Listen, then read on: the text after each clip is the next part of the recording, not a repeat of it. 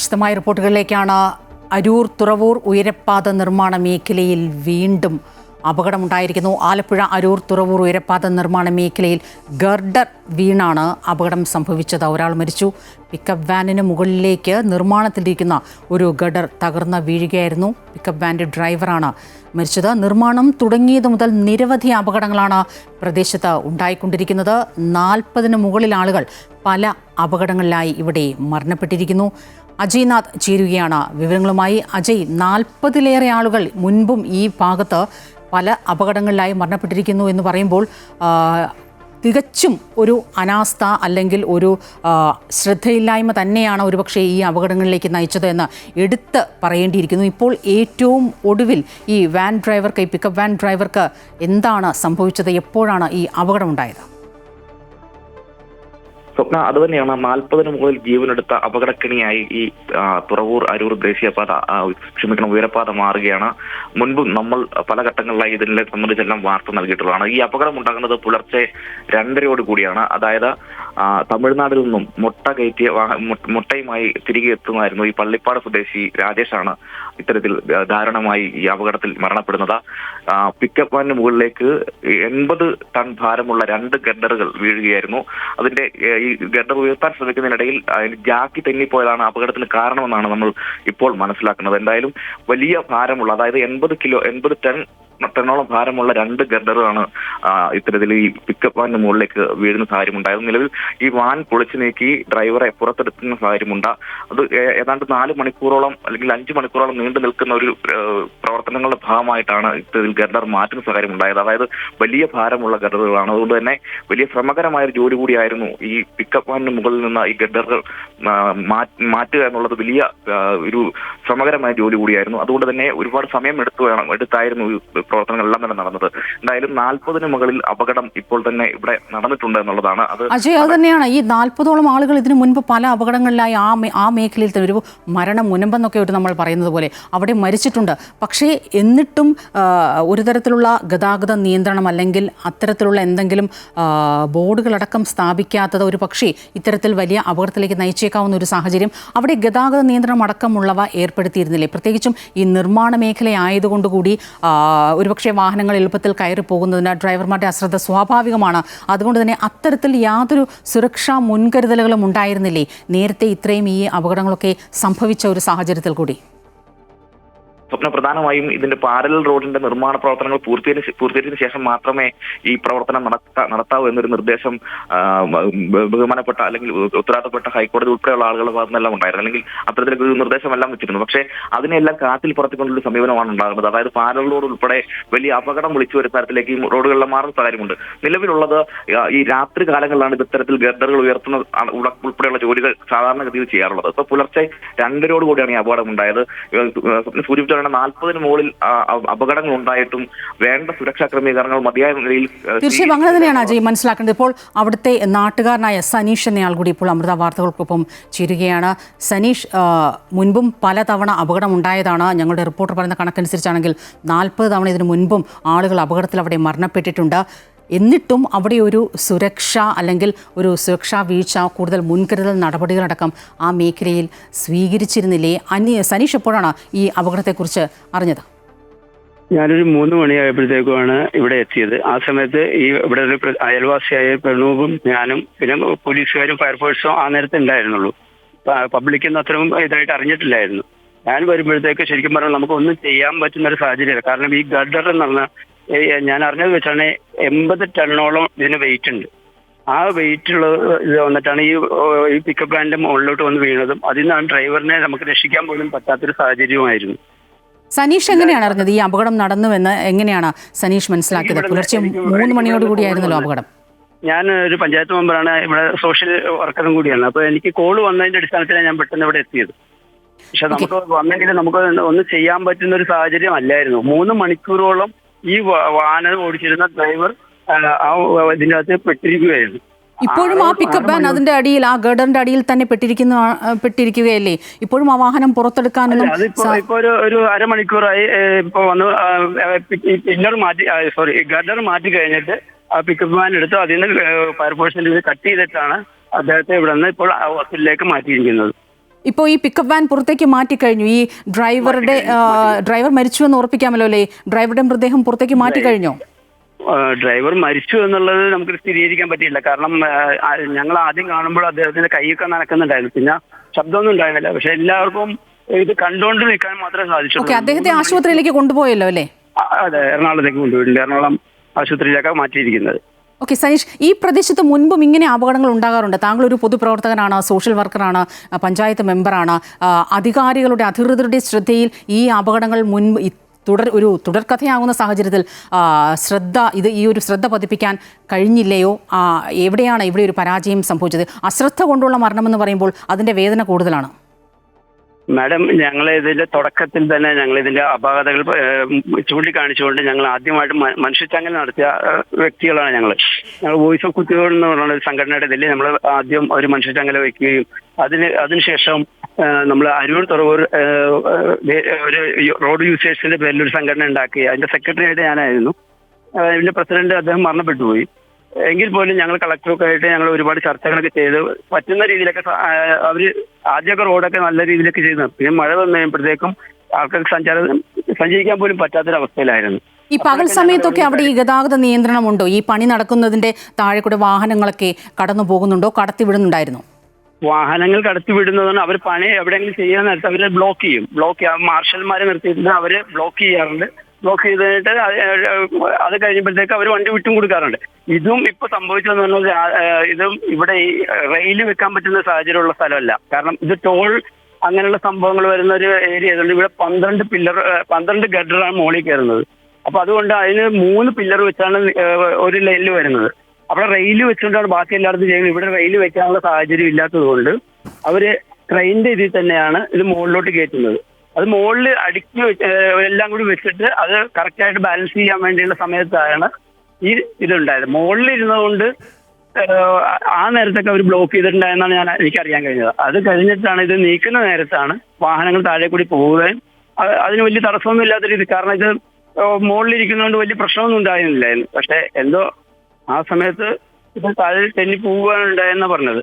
തീർച്ചയായും അങ്ങനെ ഒരു അപകടം പ്രതീക്ഷിച്ചില്ലായിരുന്നു എന്ന് തന്നെ നമ്മൾ മനസ്സിലാക്കണം. സനീഷ് എന്ന നാട്ടുകാരൻ, പഞ്ചായത്ത് മെമ്പർ കൂടിയാണ് അദ്ദേഹം, പൊതുപ്രവർത്തകനാണ്, അമൃത വാർത്തകളോടൊപ്പം ചേരുന്നത്. ഞാൻ അജയിലേക്ക് തന്നെ തിരികെ പോവുകയാണ്. അജയ്, ഇപ്പോൾ ഈ ഡ്രൈവറെ ആ പിക്കപ്പ് വാനിൽ നിന്ന് മാറ്റി ഹോസ്പിറ്റലിലേക്ക് കൊണ്ടുപോയി എന്നാണ് മനസ്സിലാക്കാൻ സാധിക്കുന്നത്. അദ്ദേഹം മരിച്ചുവെന്ന റിപ്പോർട്ടുകൾ പുറത്തു വരുമ്പോഴും കൈവിരലുകളൊക്കെ അനക്കുന്നുണ്ടായിരുന്നു എന്നാണ് ആ സനീഷ് എന്ന നാട്ടുകാരൻ ഇപ്പോൾ നമ്മളോട് പറഞ്ഞത്. പ്രതീക്ഷയുടെ സാഹചര്യമില്ല എങ്കിൽ കൂടിയും ഇന്നിപ്പോൾ ഇവിടെ ഇതെല്ലാം ഗർഡർ തകർന്നു വീണ സാഹചര്യത്തിൽ ഗതാഗത നിയന്ത്രണം അടക്കമുള്ള കാര്യങ്ങൾ എങ്ങനെയാണ്? വലിയ രീതിയിലൊരു തടസ്സം തന്നെ ഇന്നിപ്പോൾ ആ ഭാഗത്ത് നേരിടുമല്ലോ. സൂര്യബിതലാണ് ചേർത്തല എക്സ്ട്രാ ജംഗ്ഷനിൽ നിന്ന് പൂച്ചാക്കൽ വഴി റോഡ് ഈ ഗതാഗതം തിരിച്ചുവിടുന്ന സാഹചര്യം ഉണ്ടായിരുന്നു. മുൻപ് സൂചിപ്പിച്ചിരുന്നു. ഏതാണ്ട് 4 മണിക്കൂറിന് മുകളിൽ ഈ അപകടം നടന്ന് ഈ വാഹനത്തിന് മുകളിൽ നിന്ന് നീക്കുവാൻ ഈ ഗട്ടർ മാറ്റുവാനായിട്ട് 4 മണിക്കൂറോളം സമയമെടുത്തു എന്നുള്ളതാണ് മനസ്സിലാക്കുന്നത്. അതായത് ഈ ഗട്ടർ വീണത് ഡ്രൈവറുടെ സീറ്റിന്, അതായത് ഡ്രൈവറുടെ മുകളിലേക്കാണ്, അതായത് ഡ്രൈവർ ഇരിക്കുന്ന ആ സീറ്റിന് മുകളിലേക്കാണ് ഗട്ടർ തകർന്നു വീണ സാഹചര്യം ഉണ്ടായിരുന്നു. വാഹനം പൂർണ്ണമായും നശിക്കുന്ന, അതായത് ഈ ഇരിക്കുന്ന ക്യാബിൻ ഉൾപ്പെടെ പൂർണ്ണമായും നശിക്കുന്ന സാഹചര്യം ഉണ്ടായിരുന്നു. ഫയർഫോഴ്സ് സംഘം എത്തി ഈ വാഹനത്തിന്റെ ക്യാബിൻ വെട്ടിപ്പൊളിച്ചാണ്, അതായത് കട്ടർ ഉപയോഗിച്ച് കട്ട് ചെയ്തിട്ടാണ് ഈ ഡ്രൈവറെ പുറത്തെടുക്കുന്ന സാഹചര്യം ഉണ്ടായത്. ഭയങ്കര അത്ര കണ്ട് ഭീകരമായിട്ടുള്ള ഒരു അവസ്ഥയായിരുന്നു എന്നുള്ളതാണ്. അതായത് അദ്ദേഹം ഇരിക്കുന്ന രാജേഷ് എന്ന് പറയുന്ന പള്ളിപ്പടത്തിൽ ഇരിക്കുന്ന ഭാഗം മുഴുവൻ പൂർണ്ണമായും തന്നെ തകരുന്ന സാഹചര്യം ഉണ്ടായിരുന്നു. അത്ര കണ്ട് ഭീതിതമായ ഒരു കാഴ്ച കൂടിയായിരുന്നു അത് എന്നുള്ളതാണ്. അജയ്, ഞാനൊന്ന് ഇടപെടുകയാണ്. ഇപ്പോൾ ദലീമ MLA ചേരുകയാണ്. മാം, ഈ പറഞ്ഞതുപോലെ അരൂർ തുറവൂർ ഉയരപാത ഇതാദ്യമായിട്ടൊന്നുമല്ല ഇത്തരത്തിൽ അപകടങ്ങൾ നടക്കുന്നത്. 40ഓളം തവണ ഇതിനു മുൻപ് അപകടമുണ്ടായി എന്നാണ് മനസ്സിലാക്കാൻ സാധിക്കുന്നത്. ഇപ്പോൾ ദാരുണമായ സംഭവം, ഏറ്റവും ഒടുവിൽ പിക്കപ്പ് വാൻ ഡ്രൈവർക്ക് അപകടം സംഭവിച്ചിരിക്കുന്നു. ഗുരുതരമായ ഒരുപക്ഷെ പരിക്ക് തന്നെ അല്ലെങ്കിൽ മരണത്തിലേക്ക് എത്തുന്ന ഒരു സാഹചര്യത്തിലേക്കൊക്കെ കാര്യങ്ങൾ നീങ്ങിയിരിക്കുന്നു. ആരുടെ അശ്രദ്ധക്കുറവ്, പിഴവ്, സുരക്ഷാ വീഴ്ച, ഇത് നമുക്ക് എന്താണ് ഈ കാര്യത്തിൽ പറയാൻ സാധിക്കുന്നത്?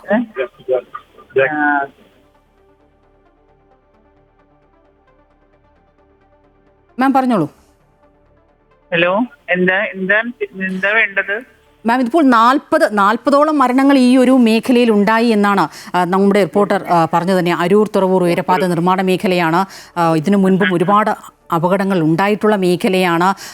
ഈ രാത്രി ഗർഡർ നീക്കുന്ന സമയത്ത് ഈ പിക്കപ്പ് വാൻ അതിലേ പോയപ്പോൾ വന്ന് വീണ് വലിയൊരു അപകടം. ഈ പറഞ്ഞതുപോലെ ഒരു പക്ഷേ ഗതാഗത നിയന്ത്രണം അടക്കമുണ്ടെങ്കിൽ കൂടിയും പകലോ അല്ലെങ്കിൽ മറ്റു വാഹനങ്ങൾ ഒക്കെ കടന്നു പോകുന്ന ഒരു സമയത്തോ ആണെങ്കിൽ കൂടിയും ഇങ്ങനെ ഒരു അപകടം സംഭവിച്ചാൽ ഈ മരണനിരക്കൊക്കെ അതിനപ്പുറമായിരിക്കും. ഒരുപക്ഷെ നമ്മൾ ചിന്തിക്കുന്നതിനപ്പുറമായിരിക്കും ഈ അപകടങ്ങൾ ഉണ്ടായിരുന്നത്. ഇത്രയും മുൻപ് ഈ അപകടങ്ങൾ റിപ്പോർട്ട് ചെയ്യപ്പെട്ടതിന് ശേഷവും ഇതിലൊരു മുൻകരുതൽ എടുക്കുന്നതിന് അല്ലെങ്കിൽ ഇതിന് ഒരു സുരക്ഷാ വീഴ്ച എന്നൊക്കെ നമുക്ക് പറയാൻ സാധിക്കുമോ?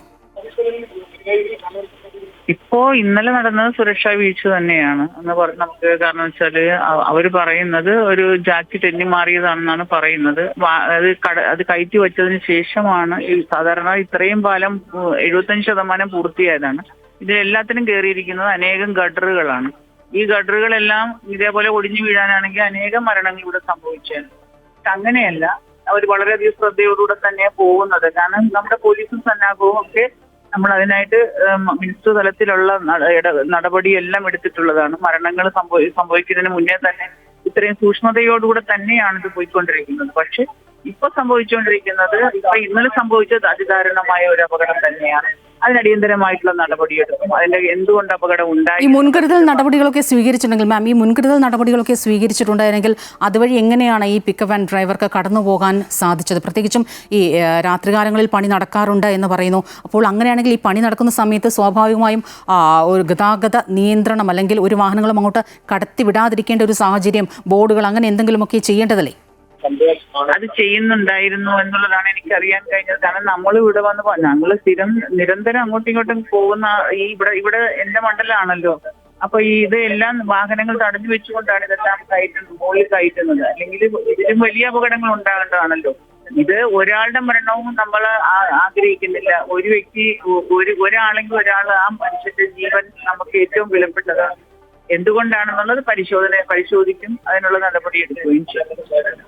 തീർച്ചയായും ഇനിയൊരു അപകടം കൂടി ഒഴിവാക്കാൻ കൃത്യമായ നടപടികൾ തന്നെയാണ് ആവശ്യം. വളരെയധികം നന്ദി ശ്രീമതി ദിലീമയിലെ ആണ്. ഒപ്പം അമൃത വാർത്തകളോടൊപ്പം ചേർന്ന് അജയിലേക്ക് തന്നെയാണ്. അജയ്, പുലർച്ചെ 2 മണിയോടുകൂടിയാണ് ഈ അപകടം ഉണ്ടാകുന്നത്. ഈ ആളുകളൊക്കെ അറിഞ്ഞ് എങ്ങനെയാണ് ഈ ഒരു ഭാഗത്തേക്ക് എത്തിയത്? മുൻപ് സൂചിപ്പിച്ചത് തന്നെ ഇതൊരു അപകട മേഖലയായിട്ട് തന്നെയാണ് ആ പ്രദേശത്തെ ജനങ്ങളാകെ തന്നെ അടയാളപ്പെടുത്തുന്നത് എന്നുള്ളതാണ്. 40-ന് മുകളിൽ ഏകദേശം 43, ഇനി ഒരുപക്ഷെ 44-ാമത് ഉണ്ടാകുന്ന ഒരു മരണമായിരിക്കാം ഇത് എന്നാണ് മനസ്സിലാക്കുന്നത്. അതായത് നിരന്തരമായൊരു അപകട മേഖലയായിട്ട് മാറുന്നു. മുൻപ് സൂചിപ്പിച്ചിരുന്നത്, അതായത് ഈ പാരൽ റോഡിന്റെ ഉൾപ്പെടെ നിർമ്മാണ പ്രവർത്തനങ്ങൾ പൂർത്തീകരിക്കാതെയാണ് ഈ ഉയരപ്പാത നിർമ്മാണം നടന്നുകൊണ്ടിരുന്നത് എന്നുള്ളതാണ്. പല ഘട്ടങ്ങളിൽ നമ്മൾ ഉൾപ്പെടെ വാർത്ത നൽകുന്ന സാഹചര്യം എല്ലാം തന്നെ ഉണ്ടായിട്ടുണ്ട്. അതായത് കൃത്യമായൊരു നിർദ്ദേശമോ കാര്യങ്ങളൊന്നും തന്നെ ഉണ്ടായിട്ടില്ല എന്നുള്ളതാണ് ഇതിൽ നമുക്ക് മനസ്സിലാക്കാൻ കഴിയും. നിരവധിയായിട്ടുള്ള പ്രതിഷേധങ്ങളും നാട്ടുകാരുടെ ഉൾപ്പെടെയുള്ള നിരവധി പ്രതിഷേധങ്ങളെല്ലാം തന്നെ ഇതിന്റെ ഭാഗമായിട്ടെല്ലാം ഉയർന്നു വരുന്ന സാഹചര്യം എല്ലാം തന്നെ ഉണ്ടായിരുന്നു. ആ ഒരു ഘട്ടത്തിലാണ് പുലർച്ചെ ഇത്തരത്തിലേക്ക് ഒരു വലിയ അപകടം ഉണ്ടാകുന്നത്. ഈ ഗർഡറുകൾ ഉയർത്തുന്ന സമയങ്ങളിൽ സാധാരണഗതിയിൽ രാത്രികാലങ്ങളാണ് ഇത്തരം നിർമ്മാണ പ്രവർത്തനങ്ങൾ നടത്താറുള്ളത്. ആ ഘട്ടങ്ങളിൽ ഇങ്ങോട്ടേക്ക് വാഹനം കടത്തിവിടുന്ന സാഹചര്യം ഉണ്ടാകുന്നില്ല, അല്ലെങ്കിൽ വാഹനങ്ങൾ കടത്തിവിടില്ല എന്നൊക്കെയാണ് ഇവർ അധികൃതർ സൂചിപ്പിക്കുന്നത്. പക്ഷേ അങ്ങനെ ഒരു നിർദ്ദേശം അല്ലെങ്കിൽ നിബന്ധന വെക്കുന്ന ഘട്ടത്തിൽ കൂടിയാണ് ഇത്തരത്തിലേക്ക് വീണ്ടും അപകടങ്ങൾ ഉണ്ടാകുന്നത് എന്നുള്ളതും വളരെ വേദനാജനകമായിട്ടുള്ള വസ്തുത കൂടിയാണ്. അതായത് ഈ തമിഴ്നാട്ടിൽ നിന്നും ഈ മുട്ട വ്യാപാരത്തിന്റെ ഭാഗമായി മുട്ട കയറ്റിക്കൊണ്ടുവന്ന എറണാകുളത്ത് ഇറക്കേണ്ട ലോഡ് ഇറക്കിയതിനു ശേഷം ആലപ്പുഴ ഭാഗത്തേക്ക് വരുമ്പോഴാണ് ഈ ദാരുണമായിട്ടുള്ള സംഭവം ഉണ്ടാകുന്നത്. ഇദ്ദേഹം ഈ ഹരിപ്പാട് സ്വദേശിയാണ്. ഹരിപ്പാട് ഓട്ടോ ഡ്രൈവർ കൂടിയാണ്. സാധാരണഗതിയിൽ മറ്റൊരു ഡ്രൈവറാണ് ഇത്തരത്തിൽ ഈ പിക്കപ്പ് വാൻ ഈ മുട്ട കയറ്റാൻ വേണ്ടി തമിഴ്നാട് ഉൾപ്പെടെ പോകുന്ന കാര്യമുള്ളത്. പക്ഷേ ആ പകരക്കാരൻ ഇല്ലാത്തതുകൊണ്ട് തന്നെ രാജേഷ് ഈ ഇത്തരത്തിലേക്ക് വാഹനമായി പോവുകയായിരുന്നു. എന്തായാലും വളരെ ഭീകരമായിട്ടുള്ളൊരു കാഴ്ച തന്നെയായിരുന്നു അത്. അതായത് ഈ 80 ടൺ ഭാരമുള്ള 2 ഗർഡറുകൾ, മുൻപും സമാനമായ രീതിയിൽ ഗർഡറുകൾ അല്ലെങ്കിൽ ഗർഡറിനെ മൂടുന്ന കവചം ഉൾപ്പെടെ എല്ലാം താഴെ വീഴുകയും അപകടം ഉണ്ടാക്കുകയും ചെയ്തിട്ടുണ്ട്. പക്ഷേ ഇത്തരത്തിലേക്ക് ഒരു മരണത്തിലേക്ക് നയിക്കുന്നത് ഇതാദ്യമാണ്. മുൻപുണ്ടായിട്ടുള്ള അപകടങ്ങളെല്ലാം തന്നെ ഗർഡർ വീണല്ല, ഒന്നെങ്കിൽ നിർമ്മാണ പ്രവർത്തനങ്ങൾക്കിടയിൽ നിർമ്മാണ പ്രവർത്തനങ്ങൾ ഏർപ്പെട്ടിരിക്കുന്ന ആളുകൾ ഈ ഉയരത്തിൽ നിന്ന് താഴേക്ക് വീഴുന്നു, അല്ലെങ്കിൽ അത്തരത്തിലേക്കുള്ള അപകടം ഉണ്ടാകുന്നു. വാഹനങ്ങൾ അപകടത്തിൽപ്പെടുന്നു. ഈ പാരൽ റോഡിലൂടെയുള്ള യാത്രയിൽ ഇരുചക്ര വാഹനങ്ങൾ മറ്റു വാഹനങ്ങൾക്കിടയിലേക്ക് വീഴുന്നു. അങ്ങനെ നിരവധിയായിട്ടുള്ള അപകടങ്ങളാണ് മുൻപുണ്ടായിട്ടുള്ളത്. പക്ഷേ ഈ ഗർഡർ താഴെ വീണുള്ള അപകടം ഇതാദ്യമാണ്, അല്ലെങ്കിൽ അത്തരത്തിലേക്ക് മരണം ഉണ്ടാകുന്ന ആദ്യമാണ്. മുൻപും ഗർഡർ വീണില്ലെങ്കിൽ കൂടിയും ഗർഡർ സ്ഥാപിക്കുന്ന മറ്റ് ഉപകരണങ്ങളെല്ലാം തന്നെ താഴെ വീഴുകയും അപകടമെല്ലാം ഉണ്ടാകുന്ന ഒരു സാഹചര്യം ഉണ്ടായിട്ടുണ്ട്.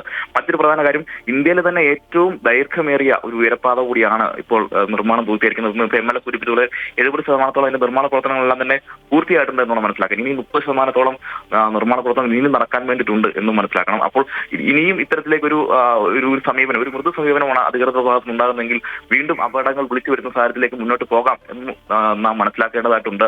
തീർച്ചയായും അങ്ങനെ തന്നെയാണ് അജയ്. മുൻകാലങ്ങളിൽ ഈ അപകടങ്ങളുടെ എല്ലാം ഒരു പശ്ചാത്തലത്തിൽ ഇനിയും 75%-ഓളമാണ് ഇപ്പോൾ ആ ഉയരപാതയുടെ നിർമ്മാണം പൂർത്തിയായി കഴിഞ്ഞതെന്നാണ് ദലീം MLA നമ്മളോട് പ്രതികരിച്ചത്. ഇനിയും ഒരു 25-30%-ഓളം ഇനിയും നിർമ്മാണ പ്രവർത്തനങ്ങൾ തുടർന്നുകൊണ്ടേയിരിക്കുന്ന സാഹചര്യമുണ്ട്. പക്ഷേ ഇതിനു മുൻപും ഇതുപോലെ ഉള്ള അപകടങ്ങൾ സംഭവിച്ച ഒരു സാഹചര്യത്തിൽ കൂടി ഇനിയുള്ള നടപടികൾ, കൂടുതൽ മുൻകരുതൽ നടപടികൾ കൂടുതൽ ശക്തമാക്കി ഒരു ജീവൻ കൂടി ഇനി ഇത്തരത്തിൽ നഷ്ടപ്പെടാതെ കരുതലോടെ മുന്നോട്ട് പോകേണ്ട ഒരു സാഹചര്യം തന്നെയാണ് നിലനിൽക്കുന്നത്.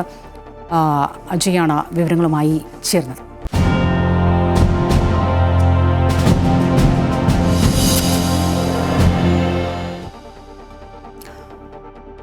രാജ്യത്തെ നടുക്കിയ ഡൽഹി ചെങ്കോട്ട ഭീകരാക്രമണം നടത്തിയത് ഉമർ നബി തന്നെയെന്ന് സ്ഥിരീകരിച്ച് അന്വേഷണ ഏജൻസികൾ. DNA പരിശോധനാ ഫലം ലഭിച്ചു. സ്ഫോടന സ്ഥലത്തു നിന്നും ലഭിച്ച ശരീരഭാഗങ്ങളുടെ ഫലവും ഉമറിൻ്റെ മാതാപിതാക്കളുടെ സാമ്പിളുകളും ഒന്നു തന്നെയാണ് എന്നാണ് റിപ്പോർട്ട്. കേസിൽ അന്വേഷണം ഊർജിതമാക്കിയിരിക്കുകയാണ് NIA. ഒപ്പം ഡൽഹി അതിർത്തിയിൽ അതീവ ജാഗ്രത തുടരുന്നു.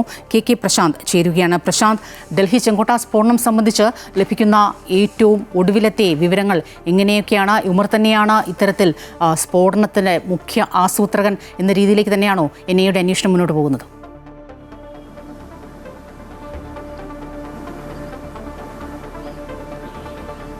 സ്വപ്ന, പുൽവാമ സ്വദേശി ഡോക്ടർ ഉമർ നബി തന്നെയാണ് ഈ ആക്രമണം നടത്തിയിട്ടുള്ളത് എന്നിപ്പോൾ സ്ഥിരീകരണമായിരിക്കുന്നു. നേരത്തെ അക്കാര്യത്തിൽ വലിയ സംശയങ്ങളൊന്നും തന്നെ ഉണ്ടായിരുന്നില്ല. പക്ഷേ DNA പരിശോധന ഫലം പൂർണ്ണമായും ഉറപ്പാക്കണമായിരുന്നു. ആ ഫലമാണ് ഇപ്പോൾ പുറത്തു വന്നിട്ടുള്ളത്. അതിൻ്റെ അടിസ്ഥാനത്തിൽ ഇത് ഉമർ നബി തന്നെയാണ് ഈ പൊട്ടിത്തെറിച്ചത് എന്ന് സ്ഥിരീകരിക്കുന്നു. ശരീരഭാഗങ്ങൾ ചിന്നിച്ചിതറിയ അവസ്ഥയിലാണ് ഉള്ളത്. അതിൽ നിന്നാണ് DNA പരിശോധനാ ഫലം കൂടി ഉറപ്പാക്കിക്കൊണ്ട് ഇത്തരമൊരു സ്ഥിരീകരണത്തിലേക്ക് കാര്യങ്ങൾ വന്നത്.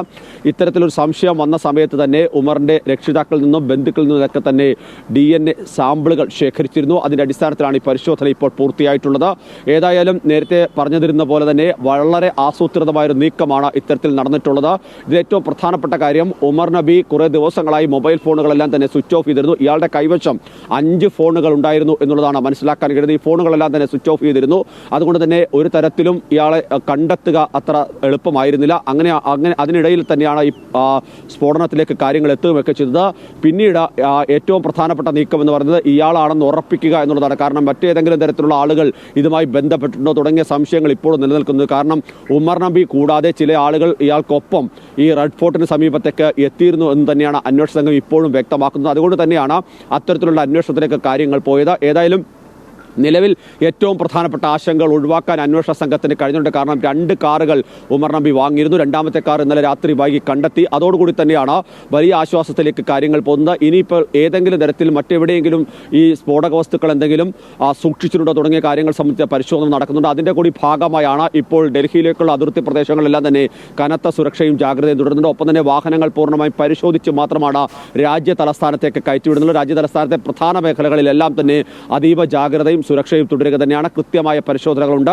അതോടൊപ്പം തന്നെ ഏറ്റവും പ്രധാനപ്പെട്ടത് ഡൽഹിയെ സംബന്ധിച്ച കൂടുതൽ മാർക്കറ്റുകളുള്ള സ്ഥലങ്ങളാണ്. അത് സരോജിനി ആയാലും ലജ്പത് നഗർ ആയാലും അതുപോലെ തന്നെ ചാന്ദിനി ചൗക്ക് ആയാലും അത്തരത്തിലുള്ള സാഹചര്യത്തിൽ ഈ ഒരു സമയം കൂടി ആയതുകൊണ്ട് നിരവധി ആളുകൾ ഇവിടേക്ക് എത്തുന്ന ഒരു സമയം തന്നെയാണ്. പ്രശാന്ത്, ജനവാസ മേഖല അല്ലെങ്കിൽ ജനങ്ങൾ കൂടുതലുള്ള മേഖലകൾ കേന്ദ്രീകരിച്ച് തന്നെയാണ് ഇത്തരത്തിലുള്ള ആക്രമണങ്ങളുടെ സാധ്യത കൂടുതൽ. അത്രയും സുരക്ഷയും വർദ്ധിപ്പിക്കേണ്ട ഒരു സാഹചര്യം തന്നെ നിലനിൽക്കുന്നു. പ്രത്യേകിച്ച് രഹസ്യാന്വേഷണ വിഭാഗങ്ങളുടെ മുൻകൂർ റിപ്പോർട്ടുകളുടെ കൂടി ഒരു പശ്ചാത്തലത്തിൽ ഇപ്പോൾ അരൂർ അപകടത്തിൽ KC വേണുഗോപാൽ പ്രതികരിക്കുന്നു. തത്സമയം 40-ലധികം പേരുകളാണ് നിങ്ങൾക്ക് മനസ്സിലാക്കാൻ സാധിക്കും. നിങ്ങൾ തന്നെ പലപ്പോഴും റിപ്പോർട്ട് ചെയ്തിട്ടുണ്ട്. 40-ലധികം പേരുകളാണ് ഈ അരൂർ തുറവൂർ പാതയിൽ മാത്രം സർവീസ് റോഡുമായി ബന്ധപ്പെട്ട ആക്സിഡന്റിൽ മരണപ്പെട്ടിരിക്കുന്നത്. മനുഷ്യജീവൻ ഒരു വിലയും കൽപ്പിക്കാത്ത ഈ സമീപനം മാറ്റണം, ഇത് അംഗീകരിക്കാൻ കഴിയില്ല എന്ന് പല പ്രാവശ്യം കേന്ദ്രമന്ത്രിക്ക്, ദേശീയപാത അതോറിറ്റിക്ക് ഒക്കെ MP എന്ന നിലയിൽ നേരിട്ട് നിവേദനം കൊടുത്തതാണ്. അതുപോലെ പബ്ലിക് അക്കൌണ്ട്സ് കമ്മിറ്റിയുടെ ഈ മീറ്റിംഗ് എറണാകുളത്ത് കൂടിയപ്പോൾ അവിടെ നേരിട്ട് പോയി പരിശോധിച്ച് കാര്യങ്ങൾ വിലയിരുത്തുകയാണ്. ഈ ഗഡർ പോലെയുള്ള ഇത്രയും ഭാരക്കൂടുതലുള്ള നിർമ്മാണം മുകളിൽ നടക്കുമ്പോൾ താഴെയുടെ ഗതാഗതം വ്യക്തമായി നിയന്ത്രിക്കുന്നതിന് ആവശ്യമായിട്ടുള്ള സൈൻ ബോർഡ് ഇത് പല പ്രാവശ്യം ഡിസ്കസ് ചെയ്തിട്ടില്ല, പല പ്രാവശ്യം ഇവരോട് ആവശ്യപ്പെട്ടിട്ടില്ല. എന്താണ് ഇവിടെ പ്രയോറിറ്റി എന്ന് തന്നെ അറിയില്ല. സർവീസ് റോഡുകളുടെ കാര്യത്തിൽ സംസ്ഥാന ഗവൺമെന്റും കുറ്റക്കാരാണ്. NHAIയിൽ നിന്നും 8 കോടി രൂപയോളം കൊടുത്തിട്ടും അത് ഒരു വർഷക്കാലമായിട്ട് സർക്കാർ പെൻഡിങ്ങിൽ വെച്ചിരിക്കുകയായിരുന്നു. ആ സർവീസ് റോഡുകൾ 2 ഭാഗത്തേക്കുള്ള സർവീസ് റോഡുകൾ മെച്ചപ്പെടുത്തിയെടുത്താൽ ഒരു പരിധിവരെ ഗതാഗതം പൂർണ്ണമായി നിയന്ത്രിക്കാൻ പറ്റും. ഇതൊന്നും അവിടെ ചെയ്തിട്ടില്ല. ഇനിയും എല്ലാ ദിവസവും നമ്മൾ ഇതുപോലെ മരണങ്ങളോ അപകടം ഉണ്ടായി ചർച്ച ചെയ്യും. ഇനിയും ഇത്തരം കാര്യങ്ങൾ ഉണ്ടാകാതിരിക്കാനുള്ള ശ്രദ്ധ ദേശീയപാത അതോറിറ്റിയുടെ ഭാഗത്തുണ്ടാകണം, അതുപോലെ തന്നെ കേരള ഗവൺമെന്റിന്റെ ഭാഗത്തുണ്ടാകണം. ഇത് അങ്ങേയറ്റം സത്യത്തിലൊരു കൊലയ്ക്ക് നേതൃത്വം കൊടുക്കുന്ന സ്ഥിതിയിലേക്ക് കാര്യങ്ങൾ പോവുകയാണ്. അവിടെ ഓരോ ദിവസവും മനുഷ്യജീവനുകൾ ഇങ്ങനെ പൊലിഞ്ഞുകൊണ്ടിരിക്കുകയാണ്. പല പ്രാവശ്യവും പറഞ്ഞു ഈ കാര്യം ഇപ്പോഴും കേന്ദ്ര മന്ത്രിയുടെ ശ്രദ്ധയിൽപ്പെടുത്തും. ഈ കാര്യം ദേശീയപാത നിർമ്മാണത്തിലെ മെല്ലെപ്പോക്കിനെയാണ് KC വേണുഗോപാൽ വിമർശിക്കുന്നത്. സംസ്ഥാന കേന്ദ്ര സർക്കാരുകളെ ദേശീയപാത അതോറിറ്റി അടക്കം അദ്ദേഹം നേരിട്ട് കുറ്റപ്പെടുത്തുകയുമാണ്. കൂടുതൽ അപകടങ്ങളിലേക്ക് വലിച്ചു നീട്ടുന്ന ഒരു സാഹചര്യമാണ് ഇപ്പോൾ നിലനിൽക്കുന്നത് എന്ന് അദ്ദേഹം പ്രതികരിച്ചു. ശബരിമല സ്വർണ്ണക്കൊള്ള കേസിലെ പ്രതി ദേവസ്വം ബോർഡ് മുൻ സെക്രട്ടറി S. ജയശ്രീയുടെ മുൻകൂർ ജാമ്യാപേക്ഷയിൽ ഇന്ന് വിധി പറയും. പത്തനംതിട്ട ജില്ലാ കോടതി ഉച്ചയ്ക്ക് ശേഷമാകും വിഷയം പരിഗണിക്കുക. ഹർജിയിൽ ചൊവ്വാഴ്ച വാദം പൂർത്തിയായിരുന്നു. തനിക്കെതിരായ ആരോപണങ്ങൾക്ക് അടിസ്ഥാനമില്ലെന്നും ഗുരുതരമായ ആരോഗ്യ പ്രശ്നങ്ങളുണ്ടെന്നും കാട്ടിയാണ് S. ജയശ്രീ കോടതിയെ സമീപിച്ചത്. പത്തനംതിട്ടയിൽ നിന്ന് കണ്ണൻ ദേവ് ചേരുകയാണ്. കണ്ണൻ, ഹൈക്കോടതി വളരെ കൃത്യമായി SIT സംഘം സമർപ്പിച്ച റിപ്പോർട്ടിലടക്കം ഹൈക്കോടതി വളരെ കൃത്യമായി ചൂണ്ടിക്കാട്ടിയിട്ടുണ്ട് പ്രതിസ്ഥാനത്തേക്ക് പ്രതിക്കൂട്ടിലേക്ക് ദേവസ്വം ബോർഡ് അംഗങ്ങളടക്കം ഉണ്ട് എന്നത്. ഇപ്പോൾ മുൻ സെക്രട്ടറി S. ജയശ്രീ മുൻകൂർ ജാമ്യാപേക്ഷയിൽ പറയുന്ന കാര്യങ്ങൾ എന്തൊക്കെയാണ്? അതേമായ ഈ ശബരിമല സ്വർണ്ണക്കൊള്ള കേസില് ഈ മുരാരി ബാബുവിനെയും അതുപോലെ മുരാരി ബാബുവിനെയും ഒക്കെ പോലെ തന്നെ അന്നത്തെ ദേവസ്വം ബോർഡ് മുൻ സെക്രട്ടറി ആയിരുന്ന S. ജയശ്രീയും പ്രധാന പ്രതിയാണ്. ഇവരാണ് നേരത്തെ ഹൈക്കോടതിയിൽ ഇത് സംബന്ധിച്ച് ജാമ്യാപേക്ഷ നൽകിയത്. അത്തരത്തിൽ എന്നാൽ അന്ന് ഈ ജയശ്രീ ഉന്നയിച്ചിരുന്ന വാദം എന്ന് പറയുന്നത് തനിക്കെതിരായ ആരോപണങ്ങൾക്ക് അടിസ്ഥാനമില്ലെന്നാണ്. മാത്രമല്ല ഗുരുതരമായ ആരോഗ്യ പ്രശ്നങ്ങൾ ഉണ്ടെന്നും അന്ന് ജയശ്രീ കോടതിയെ സമീപിച്ചിരുന്നു. എന്നാൽ അന്ന് മുൻകൂർ ജാമ്യാപേക്ഷ നേരിട്ട് പരിഗണിക്കേണ്ട അസാധാരണ സാഹചര്യം ഇല്ലെന്ന് പറഞ്ഞാണ് ഈ മുൻകൂർ ജാമ്യ ഹർജി ഹൈക്കോടതി തള്ളിയത്. നിരപരാധിയാണ്, ക്രമക്കേട് നടത്തിയിട്ടില്ല, ആരോഗ്യസ്ഥിതി മോശമാണ് എന്നൊക്കെ ജയശ്രീ ഹർജിയിൽ പറഞ്ഞിരുന്നു. എന്നാൽ ഇക്കാര്യങ്ങൾ ചൂണ്ടിക്കാട്ടിയിട്ടും ഹൈക്കോടതി നേരെ ഇത് പരിഗണിക്കാൻ സാധിക്കില്ല, ഇത് സ്പെഷ്യൽ കോടതിയെ സമീപിക്കാനാണ് നിർദ്ദേശിച്ചത്. അതനുസരിച്ചാണ് ജയശ്രീ പത്തനംതിട്ട ജില്ലാ കോടതിയെ സമീപിച്ചത്. ഇത് സംബന്ധിച്ച് പത്തനംതിട്ട കോടതിയിൽ വാദം പൂർത്തിയായിരുന്നു. ആ വാദത്തിന്റെ വാദത്തിന് ശേഷമാണ് ഇന്നിപ്പോൾ ഈ ജാമ്യാപേക്ഷ പത്തനംതിട്ട കോടതി പരിഗണിക്കുന്നത്. മായ കണ്ണനാണ് വിവരങ്ങളുമായി ചേർന്നത്. ശബരിമല സ്വർണ്ണക്കൊള്ള കേസിലെ പ്രതി ദേവസ്വം ബോർഡ് മുൻ സെക്രട്ടറി S. ജയശ്രീയുടെ മുൻകൂർ ജാമ്യാപേക്ഷയിൽ ഇന്ന് വിധി പറയും.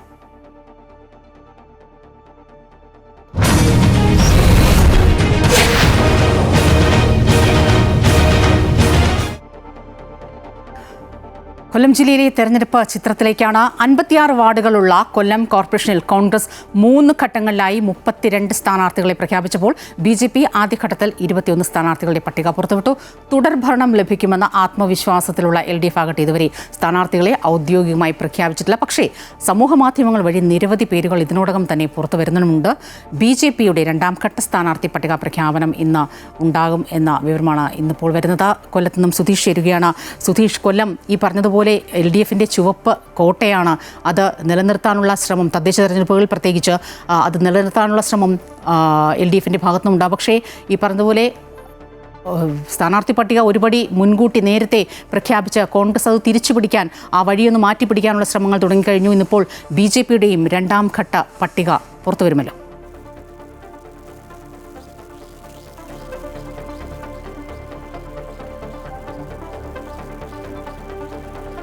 തീർച്ചയായും സ്വപ്ന, അങ്ങനെ തന്നെയാണ്. 56 ഡിവിഷനുകളാണ് കൊല്ലം കോർപ്പറേഷനുള്ളത്.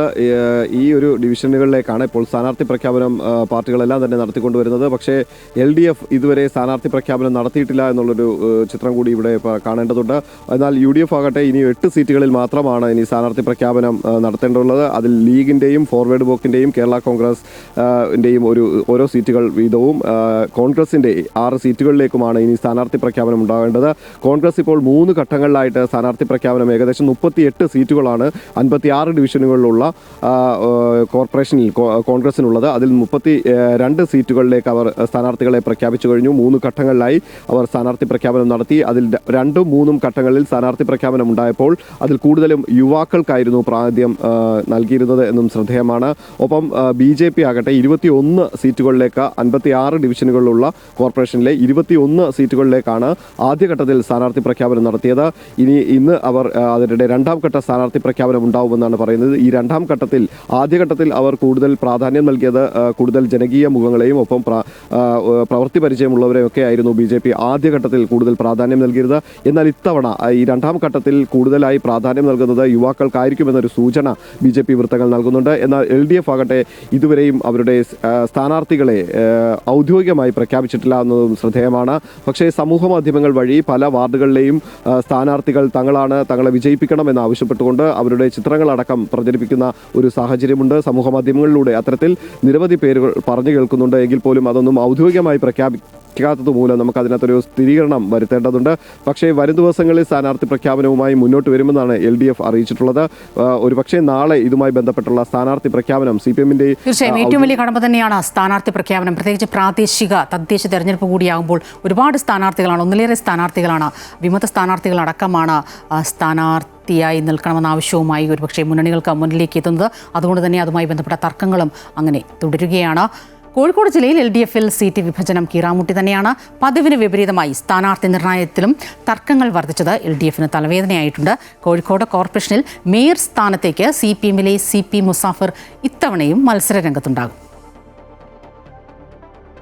LDF-ൽ സീറ്റ് വിഭജനം കീറാമുട്ടിയായി തുടരുന്നു. എന്നാൽ ആദ്യഘട്ട സ്ഥാനാർത്ഥി പ്രഖ്യാപനം ഇന്നുണ്ടാവും. CPM കൂടാതെ CPI, RJD, JDS, NCP, INL Wahab വിഭാഗം, INL ദേവർകോവിൽ വിഭാഗം, Kerala Congress M, Kerala Congress S, Kerala Congress B തുടങ്ങിയ സഖ്യകക്ഷികളെല്ലാം പരിഗണിച്ചാണ് സീറ്റ് വിഭജന ചർച്ചകൾ മുന്നോട്ടു പോകുന്നത്. ഘടകകക്ഷികൾ കൂടുതൽ സീറ്റ് ആവശ്യപ്പെടുന്നതാണ് പ്രതിസന്ധിക്ക് കാരണം. മൊകവൂർ ഡിവിഷനിൽ ഉൾപ്പെടെ ഘടകകക്ഷിക്ക് സീറ്റ് നൽകിയതിനെ ചൊല്ലി CPM-നകത്ത് കലാപമുയർന്നിട്ടുണ്ട്. സ്ഥാനാർത്ഥി നിർണയത്തിലും CPM-ൽ ഉൾപ്പെടെ തർക്കങ്ങൾ പരിഹരിക്കാനുള്ള ശ്രമം തുടരുകയാണ്. കോർപ്പറേഷനിലെ തടമ്പാട്ടുതാഴ് ഡിവിഷനിലും കോട്ടൂളി ഡിവിഷനിലും തർക്കങ്ങളുണ്ട്. പാർട്ടിയിലെ അസംതൃപ്തരെ അനുനയിപ്പിച്ച് മുന്നോട്ട് കൊണ്ടുപോകൽ CPM-ന് കടുത്ത വെല്ലുവിളി ഉയർത്തുന്നുണ്ട്. മാവൂർ ഗ്രാമപഞ്ചായത്തിൽ CPM-ൽ ഇപ്പോഴും അതൃപ്തി പുകയുന്നുണ്ട്. ഇന്ന് ഉച്ചയോടെ സീറ്റ് വിഭജനം പൂർത്തിയാക്കി ആദ്യഘട്ട സ്ഥാനാർത്ഥികളെ വൈകിട്ട് 4 മണിയോടെ പ്രഖ്യാപിക്കാമെന്ന കണക്കുകൂട്ടലിലാണ് LDF നേതൃത്വം. കോഴിക്കോട് ജില്ലയിൽ ഏറ്റവും കൂടുതൽ തദ്ദേശ സ്ഥാപനങ്ങൾ ഭരിക്കുന്നത് LDF ആണ്.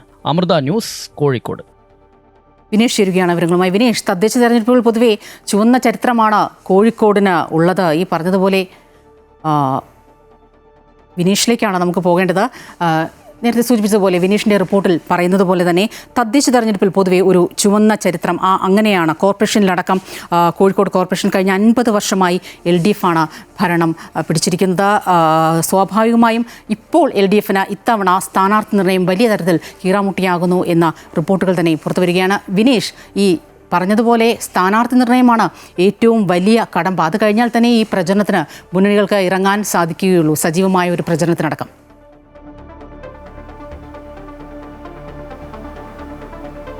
അതെ സ്വപ്ന, ഈ സ്ഥാനാർത്ഥി നിർണയം, അതായത് സ്ഥാനാർത്ഥി നിർണയം ഒപ്പം തന്നെ നമ്മൾ എടുത്തു പറയേണ്ട ഒരു കാര്യമാണ്. സ്ഥാനാർത്ഥികളെ നിർണ്ണയിക്കുന്നതിലും ചില പ്രശ്നങ്ങളുണ്ട്. സീറ്റ് വിഭജനം നമുക്കറിയാം, സാധാരണ നിലയിൽ LDF-ൽ വലിയ പ്രശ്നങ്ങൾ ഉണ്ടാവാറില്ല. പക്ഷേ ഇത്തവണ ചെറുകിട കക്ഷികൾ അവർ കൂടുതൽ സീറ്റ് ആവശ്യപ്പെട്ടതുമായി ബന്ധപ്പെട്ടുകൊണ്ട് തന്നെയാണ് പ്രശ്നങ്ങളുള്ളത്. അത് ഗ്രാമപഞ്ചായത്തുകളിലേക്കാണെങ്കിലും ജില്ലാ പഞ്ചായത്തുകളിലേക്കാണെങ്കിലും ഒപ്പം തന്നെ കോർപ്പറേഷനിലേക്കാണെങ്കിലും കോർപ്പറേഷനിലെ ഓരോ ഡിവിഷനുകളിലും കൂടുതൽ സ്ഥലങ്ങളിൽ ആളുകൾ ചെറുകിട കക്ഷികൾ, അതായത് മറ്റുള്ള സഖ്യകക്ഷികൾ സീറ്റുകൾ ആവശ്യപ്പെട്ടിട്ടുണ്ട്.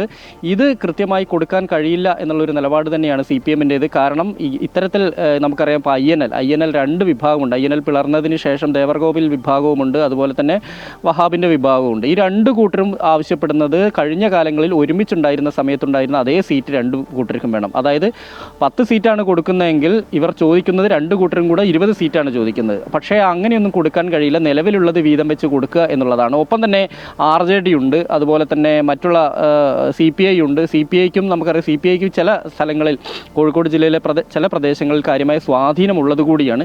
തീരെ സ്വാധീനമില്ലാത്ത സ്ഥലങ്ങളിൽ പോലും വലിയ തോതിൽ സീറ്റുകൾ ആവശ്യപ്പെടുന്നു, കൂടുതൽ സീറ്റുകൾ ആവശ്യപ്പെടുന്നു എന്നുള്ളതാണ് ഘടകകക്ഷികൾ ആവശ്യപ്പെടുന്നു എന്നുള്ളതാണ് ഇപ്പോൾ നിലവിലുള്ളൊരു പ്രതിസന്ധിക്ക് കാരണം. ഒപ്പം തന്നെ CPMൻ്റെ സ്ഥാനാർത്ഥിയുമായി ബന്ധപ്പെട്ടുകൊണ്ട് ഇപ്പോഴും ഒരു തീരുമാനമായിട്ടില്ല. കാരണം ഇന്ന് ഉച്ചയോടുകൂടി തന്നെ തീരുമാനമുണ്ടാവും എന്നാണ് അറിയാൻ കഴിയുന്നത്. പല സ്ഥലങ്ങളിലും സ്ഥാനാർത്ഥികൾ നിലവിലെ സാഹചര്യത്തിൽ ചില തർക്കങ്ങളുണ്ട്. ചില സ്ഥാനാർത്ഥികളെ നേതൃത്വം ചില സ്ഥാനാർത്ഥികളെ പ്രഖ്യാപിക്കാനിരിക്കുക അവിടെ അവർ വേണ്ട എന്നത് ഉൾപ്പെടെയുള്ള, അപ്പോൾ മൊകവൂരിലൊക്കെ അത്തരത്തിലുള്ള പ്രശ്നം, മൊകവൂരിൽ NCPക്ക് കൊടുത്തതുമായി ബന്ധപ്പെട്ടുകൊണ്ടാണ് CPMൽ പ്രശ്നമുള്ളത്. അതുപോലെ തന്നെ മറ്റുള്ള പല സ്ഥലങ്ങളിലും ചില സ്ഥാനാർത്ഥികളെ ആവശ്യമില്ല. കഴിഞ്ഞ രണ്ട് തവണ ജയിക്കുകയും മൂന്നാമത്തെ തവണ തോൽക്കുകയും ചെയ്ത ആൾക്ക് കൊടുത്തതുമായി ബന്ധപ്പെട്ടുകൊണ്ട് കോഴിക്കോട് കോർപ്പറേഷൻ ഡിവിഷനിലും ഇതുപോലെ തന്നെ പ്രശ്നങ്ങളുണ്ട്. ഇങ്ങനെയുള്ള പ്രശ്നങ്ങളെല്ലാം പരിഹരിച്ചുകൊണ്ട് ഉച്ചയോടുകൂടി തന്നെ പൂർണ്ണമായും സ്ഥാനാർത്ഥികൾ ആരാണ് എന്നുള്ളത് ഏറെക്കുറെ ഒരു തീരുമാനമാകും. പക്ഷേ 4 മണിക്കായിരിക്കും ഇത് സംബന്ധിച്ച് LDFൻ്റെ വാർത്താ സമ്മേളനം ഉണ്ടാവുക എന്നുള്ളൊരു ഔദ്യോഗിക കുറിപ്പ് നമുക്ക് ലഭിച്ചിട്ടുണ്ട്. എന്തായാലും 4 മണിയോടുകൂടി തന്നെ ഈ പ്രശ്നങ്ങൾ ഏറെക്കുറെ പരിഹരിക്കാൻ കഴിയും എന്നുള്ളൊരു കണക്കുകൂട്ടൽ തന്നെയാണ്. ഒരു മാസത്തിനകമാണ് ഇനിയുള്ള സമയം തദ്ദേശ തെരഞ്ഞെടുപ്പിന്. സ്വാഭാവികമായും എത്രയും പെട്ടെന്ന് ഇത്തരത്തിലുള്ള തർക്കങ്ങളെല്ലാം പൂർത്തിയാക്കി പ്രചരണത്തിലേക്ക് അടക്കം മുന്നണികൾക്ക് കടക്കേണ്ടതുണ്ട്. തിരുവനന്തപുരം കോർപ്പറേഷനിലേക്ക് എത്തുമ്പോൾ തർക്കമുള്ള 8 വാർഡുകളിൽ LDF ഇന്നിപ്പോൾ സ്ഥാനാർത്ഥികളെ പ്രഖ്യാപിക്കും. ജില്ലാ പഞ്ചായത്തിലേക്കുള്ള സ്ഥാനാർത്ഥി പ്രഖ്യാപനവും ഇന്നുണ്ടാകും. BJPയിൽ 2ാം ഘട്ട സ്ഥാനാർത്ഥി പട്ടികയിൽ തർക്കം തുടരുകയാണ്. BDJസുമായി സമവായ ചർച്ചയ്ക്ക് ശേഷം ഉടൻ പ്രഖ്യാപനമുണ്ടാകും. അൺഫിലിറ്റ് ഡിസൂസ ചേരുന്നു വിവരങ്ങളുമായി. അൺഫിലിറ്റ്, ഈ തദ്ദേശ സ്ഥാപനങ്ങൾ നിലവിൽ തിരുവനന്തപുരത്ത് സമഗ്രാധിപത്യമാണ് ഇടതുമുന്നണിക്ക്. നമുക്കറിയാം, കഴിഞ്ഞ 30ഓളം വർഷമാകുന്നു LDFൻ്റെ കയ്യിലാണ് കോർപ്പറേഷൻ ഭരണമടക്കം. പക്ഷേ ശക്തമായ ഒരു ത്രികോണ മത്സരം കഴിഞ്ഞ തവണ BJPയുടെ ശക്തമായ സാന്നിധ്യം അവർ അറിയിച്ചു കഴിഞ്ഞു. കോൺഗ്രസ് ശക്തമായി തിരിച്ചുവരവിനൊരുങ്ങുന്നു. അങ്ങനെ ഒരു കനത്ത ത്രികോണ മത്സരത്തിന് സാക്ഷ്യം വഹിക്കാൻ ഒരുങ്ങുകയാണ് തിരുവനന്തപുരം. പക്ഷേ കല്ലുകടിയാകുന്നത്, തലവേദനയാകുന്നത് സ്ഥാനാർത്ഥി നിർണയം തന്നെയാണ്.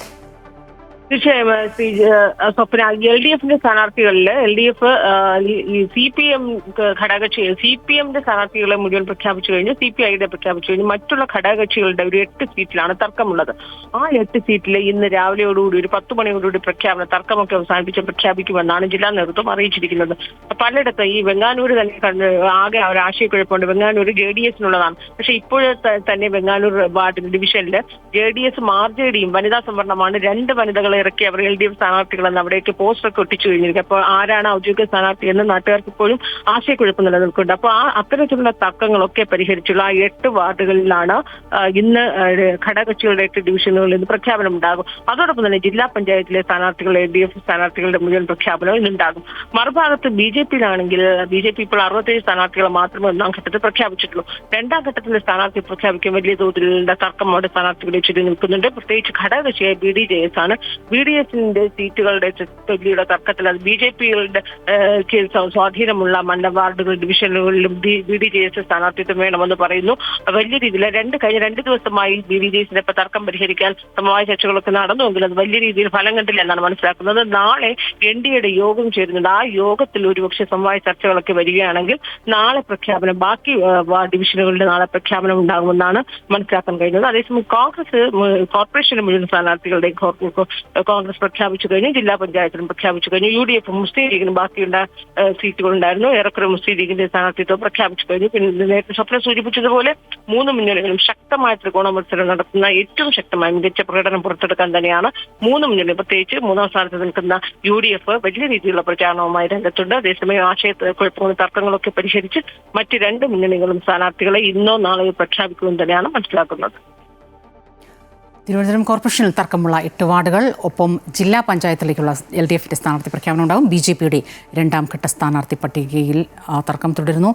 BDJസുമായുള്ള സമവായ ചർച്ചകൾ നടക്കുകയാണ്. ഉടൻ തന്നെ പ്രഖ്യാപനം ഉണ്ടാകും. അൺഫിലിറ്റാണ് വിവരങ്ങൾ നൽകിയത്.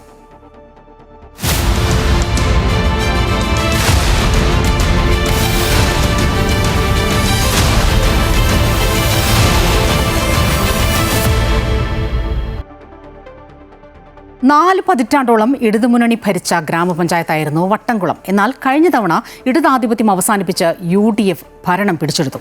ആധിപത്യം തിരിച്ചുപിടിക്കാൻ ഇടതുമുന്നണിയും പഞ്ചായത്ത് നിലനിർത്താൻ UDFും കഴിഞ്ഞ തവണ നേടിയ 2 സീറ്റിൽ നിന്ന് ഭരണം ലക്ഷ്യമാക്കുന്ന BJPയും കളത്തിലിറങ്ങുമ്പോൾ ആവേശ പോരാട്ടത്തിനാകും വട്ടംകുളം സാക്ഷ്യം വഹിക്കുക.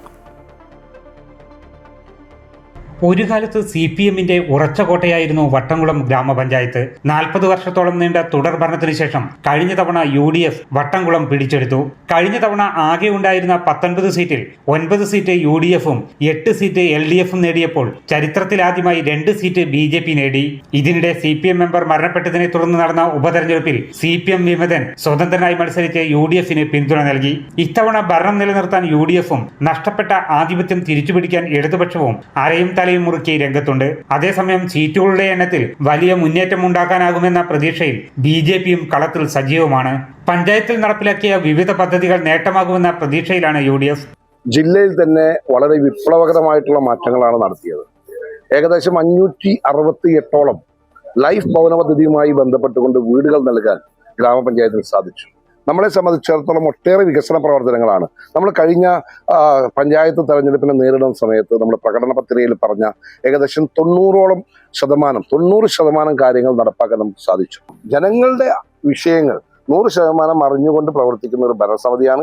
ആ ഭരണസമിതിയെ സംബന്ധിച്ചിടത്തോളം ജനങ്ങളുടെ വിഷയങ്ങളിലേക്ക് ഇറങ്ങിച്ചെന്നുകൊണ്ട് ഈ കഴിഞ്ഞ 5 വർഷക്കാലം പ്രവർത്തിക്കാൻ ഞങ്ങൾക്ക് സാധിച്ചിട്ടുണ്ട്. ആ വികസന പ്രവർത്തനങ്ങൾ കഴിഞ്ഞ 45 കൊല്ലമായിട്ട് CPM ഭരണസമിതിക്ക് ചെയ്യാൻ കഴിയാത്ത കാര്യമാണ് 5 വർഷക്കാലത്തിനകം ഞങ്ങൾ ചെയ്തു വെച്ചിട്ടുള്ളത്. അത് ജനങ്ങൾ നല്ലവണ്ണം ഉൾക്കൊള്ളുകയും അതോട് സഹകരിക്കുകയും ചെയ്തിട്ടുണ്ട്. അത് തന്നെയാണ് ഞങ്ങളുടെ ഏറ്റവും വലിയ പ്രതീക്ഷ.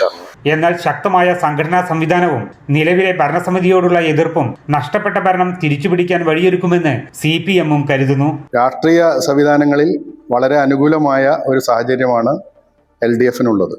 താൽക്കാലികമായി തട്ടിക്കൂട്ട് നിലവിൽ വന്നിട്ടുള്ള UDFന്റെ ഭരണത്തിനെതിരെ, അവരുടെ അഴിമതിക്കെതിരെ, വാഗ്ദാന ലംഘനങ്ങൾക്കെതിരെ വ്യാപകമായ അതിർത്തി വന്നിട്ടുണ്ട്. ഒരു സംശയമില്ല, നല്ല ഭൂരിപക്ഷത്തിന് ഇടതുപക്ഷ ജനാധിപത്യ മുന്നണിക്ക് ഈ പഞ്ചായത്തിൽ അധികാരത്തിൽ വരാൻ കഴിയും എന്ന കാര്യത്തിൽ ഒരു തർക്കമില്ല.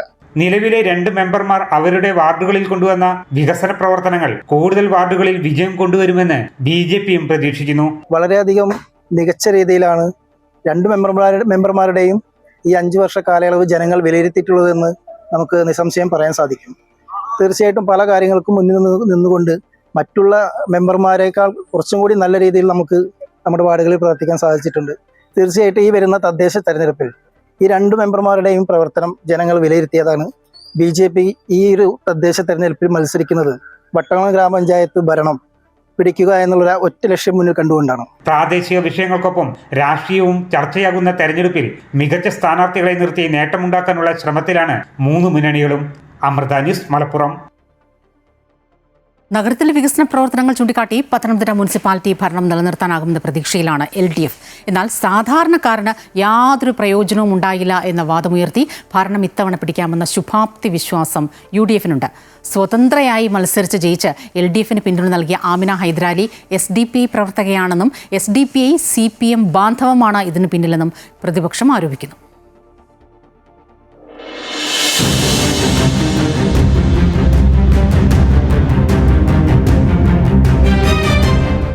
സൗന്ദര്യവൽക്കരണം ഉൾപ്പെടെ പത്തനംതിട്ട നഗരത്തിന്റെ മുഖച്ഛായ മാറ്റിമറിച്ച വികസന പ്രവർത്തനങ്ങളാണ് ഇടതുപക്ഷ ഭരണസമിതിയുടെ കാലയളവിൽ ഉണ്ടായിട്ടുള്ളതെന്നും ഈ വികസന നേട്ടങ്ങൾ വരുന്ന തദ്ദേശ തെരഞ്ഞെടുപ്പിൽ അനുകൂലമാകുമെന്നുമുള്ള പ്രതീക്ഷയിലാണ് നഗരസഭാ chairman advocate T. Zakir Hussain. Private bus സ്റ്റാൻഡും ഹാപ്പിനെസ് പാർക്കും ടൗൺ സ്ക്വയറും സ്മാർട്ട് അംഗനവാടികളും അടക്കമുള്ളവ നേട്ടങ്ങളായി ഇടതുപക്ഷം ഉയർത്തിക്കാട്ടുകയും ചെയ്യുന്നു. ഒരിക്കലും ഇനി സംഭവ്യമല്ല എന്ന് വിചാരിച്ചിരുന്ന ധാരാളം പ്രവർത്തനങ്ങൾ മുനിസിപ്പാലിറ്റിയുടെ ബസ് സ്റ്റാൻഡ് സ്പെഷ്യൽ അസിസ്റ്റൻസ് പ്രോഗ്രാമിലൂടെ നടത്തിയിട്ടുള്ള നിതാന്തമായിട്ടുള്ള നിരന്തര ഇടപെടലുകളുടെ ഭാഗമായിട്ടാണ് ഈ സംസ്ഥാനത്തെ തന്നെ ഏറ്റവും മികച്ച സ്റ്റാൻഡുകളിലൊന്നായി മാറിയത്.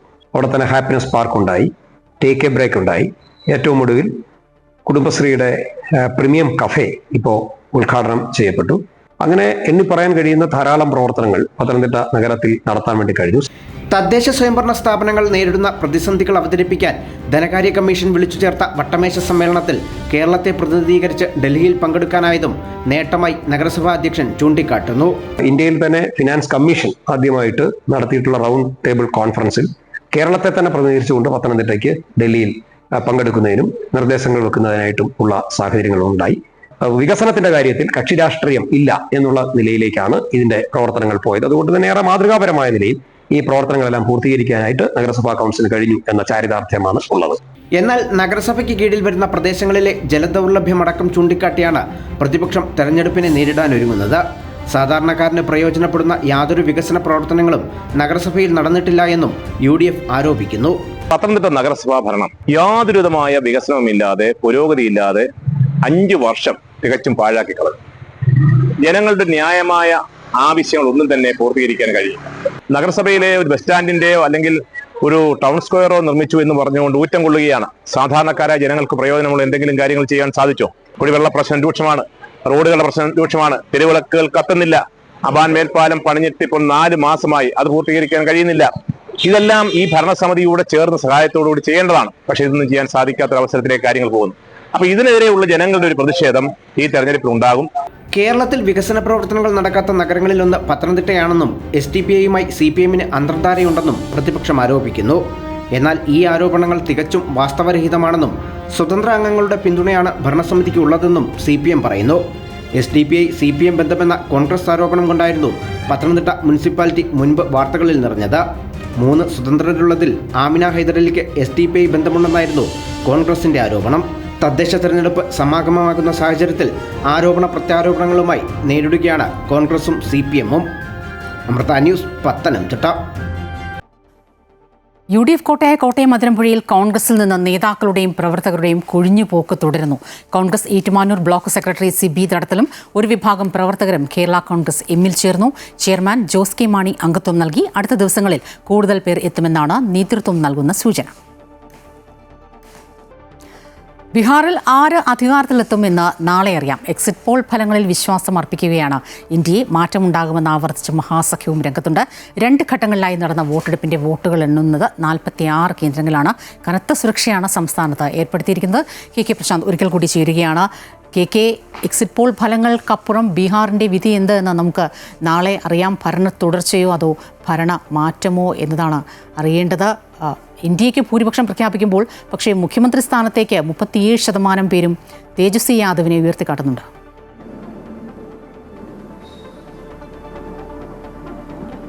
സ്വപ്ന, വാശിയേറിയ തെരഞ്ഞെടുപ്പ് പോരാട്ടം തന്നെയാണ് ബീഹാറിൽ ആകെ തന്നെ ഉണ്ടായിരുന്നത്. 2 ഘട്ടങ്ങളിലായാണ് തെരഞ്ഞെടുപ്പ് നടന്നത്. അതിൽ തന്നെ നിരവധി വിഷയങ്ങൾ, സംസ്ഥാന ദേശീയ വിഷയങ്ങളൊക്കെ തന്നെ ചർച്ചയായിട്ടുണ്ട്. ഒപ്പം തന്നെ വോട്ട് മോഷണം ആരോപണം അടക്കം ഉയർത്തിയാണ് മഹാസഖ്യം സർക്കാരിനെയും ഒപ്പം തന്നെ BJP ഒക്കെ തന്നെ നേരിട്ടത്. അത് എത്രത്തോളം ജനങ്ങൾ ഏറ്റെടുത്തു എന്നുള്ളതാണ് ഇനി അറിയാൻ മണിക്കൂറുകൾ മാത്രം ബാക്കിയുള്ളത്. ഇതിൽ ഏറ്റവും പ്രധാനപ്പെട്ട കാര്യം, ബീഹാറിനെ സംബന്ധിച്ച് ഏറ്റവും ഉയർന്ന പോളിംഗ് ആണ് രേഖപ്പെടുത്തിയിട്ടുള്ളത്. 57% ആയിരുന്നു കഴിഞ്ഞ തവണയെങ്കിൽ ഇത്തവണ അത് 66% മുകളിലേക്ക് എത്തിയിട്ടുണ്ട്.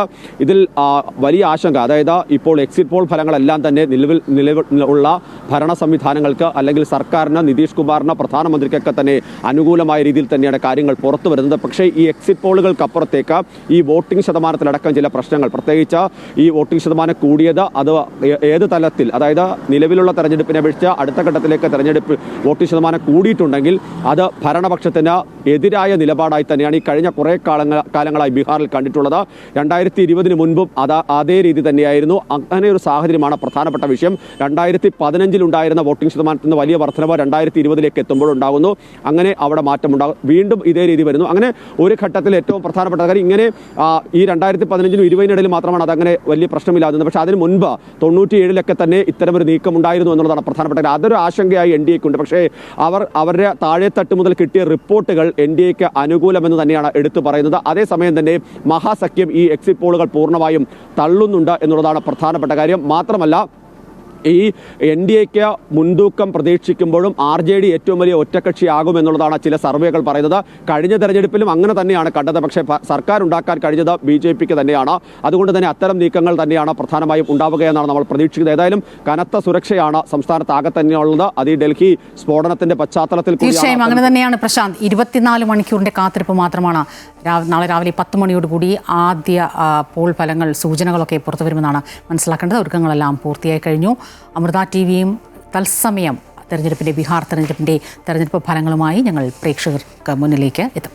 2 ദിവസത്തെ CPM പോളിറ്റ് ബ്യൂറോ യോഗം ഇന്ന് ഡൽഹിയിൽ തുടങ്ങും. PM ശ്രീ ഒപ്പിടാനുണ്ടായ സാഹചര്യവും പിന്മാറിയതും സംസ്ഥാന നേതൃത്വം കേന്ദ്ര നേതൃത്വത്തെ അറിയിക്കും. BJP സർക്കാരിന്റെ പദ്ധതിയിൽ കേന്ദ്ര നേതൃത്വത്തോട് ആലോചിക്കാതെ പങ്കാളിയായതിൽ വിമർശനം ഉയർന്നേക്കും. കേരളത്തിലെ തദ്ദേശ തെരഞ്ഞെടുപ്പ് സംബന്ധിച്ച റിപ്പോർട്ട് യോഗത്തിൽ അവതരിപ്പിക്കും.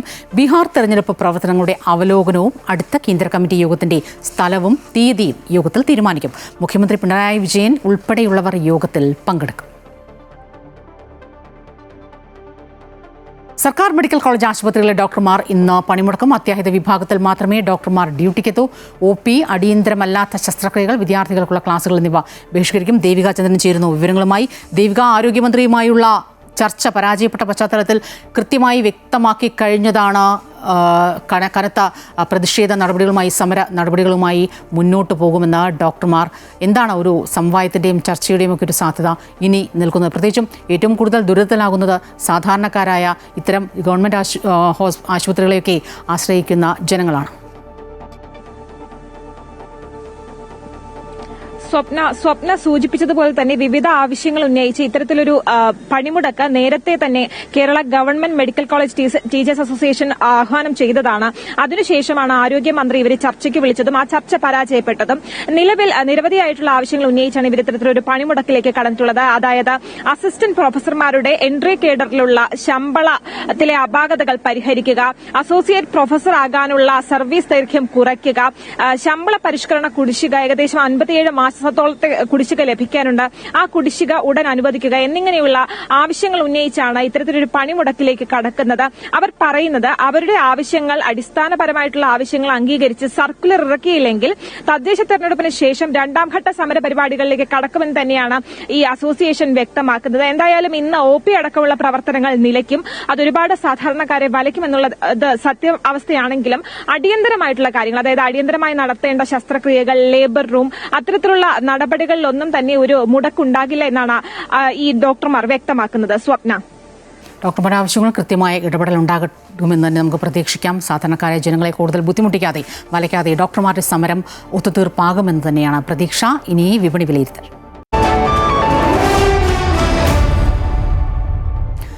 വിപണി വിലയിരുത്തലുമായി ധനകാര്യ ഓഹരി വിദഗ്ധൻ കെ ദിലീപ് ചേരുകയാണ്. ഗുഡ് മോർണിംഗ് കേരളത്തോടൊപ്പം. ശ്രീ ദിലീപ്, സ്വാഗതം. ഗുഡ് മോർണിംഗ് കേരളത്തിലേക്ക്. കഴിഞ്ഞ 3 ദിവസത്തെ മുന്നേറ്റം വിപണിയിൽ ഇന്നും തുടരുമെന്നാണോ കരുതേണ്ടത്? ഇന്നും നേരിയ നേട്ടത്തിൽ തന്നെയായിരിക്കും വ്യാപാരം തുടങ്ങുക. കഴിഞ്ഞ 2 ദിവസമായി വിപണിയിൽ നിക്ഷേപ താല്പര്യം തുടരുന്നു. അതുകൊണ്ട് തന്നെ ഇനിയുള്ള ദിവസങ്ങളിൽ വിപണി ഒന്ന് ക്രമപ്പെട്ടതിന് ശേഷം മാത്രമേ മുന്നോട്ട് നീങ്ങാനുള്ള സാധ്യത കാണുന്നുള്ളൂ. 25,800 എന്നുള്ള പ്രധാന നിലവാരത്തിന് മുകളിൽ തന്നെയാണ് മുൻനിര സൂചികയായി നിഫ്റ്റിയിൽ ഇന്നലെ വ്യാപാരം അവസാനിപ്പിച്ചത്. ഇനി 26,000 പ്രധാനപ്പെട്ട മറ്റൊരു കടമ്പ. അതുകൂടെ മറികടന്ന് വ്യാപാരം നടക്കുകയാണെങ്കിൽ ഒരുപക്ഷെ ഈ മാസം തന്നെ വിപണി എക്കാലത്തെയും ഉയർന്ന നിലവാരത്തിലേക്ക് എത്താനുള്ള സാധ്യതയുമുണ്ട്. അതിന് ഏറ്റവും 2 ഘടകങ്ങളാണ് പ്രധാനമായി വിപണിയെ സ്വാധീനിക്കുക. ഒന്ന്, India-US വ്യാപാര കരാർ. അത് നിലവിൽ വരികയാണെങ്കിൽ തീർച്ചയായും അത് വലിയൊരു പ്രേരകമായി പ്രവർത്തിക്കുകയും ചെയ്യും. അത് ഉടനെ ഉണ്ടായേക്കുമെന്ന് തന്നെയാണ് കരുതുന്നത്. ആഗോള സാഹചര്യങ്ങളും മെച്ചപ്പെട്ട രീതിയിൽ തന്നെ പുരോഗമിക്കുന്നത്. പ്രത്യേകിച്ചും US ഷട്ട് ഡൗൺ അവസാനിച്ചത് US വിപണിയെ ഉയർന്ന നിലവാരത്തിലേക്ക് എത്തുന്നതിന് സഹായകമായി.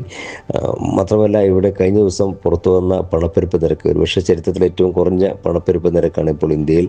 0.25% എന്ന നിലയിലാണ് പണപ്പെരുപ്പ് നിരക്ക് എത്തിയിരിക്കുന്നത്. ഇത് യഥാർത്ഥത്തിൽ ബാങ്കിങ് ആൻഡ് ഫിനാൻഷ്യൽ സർവീസ് ഓഹരികളെ അനുകൂലമായി സ്വാധീനിക്കേണ്ടതായിരുന്നു. എന്നാൽ അതിൻ്റെ ഒരു പ്രകടനം ഇന്നലെ തീർച്ചയായും വിപണി ഇന്ന് മുന്നേറ്റത്തോടെ തുടരുമെന്നാണ് കെ ദിലീപ് റിപ്പോർട്ട് ചെയ്യുന്നത്. സമയപരിമിതി കൊണ്ട് മാത്രം ഇടപെടുകയാണ്.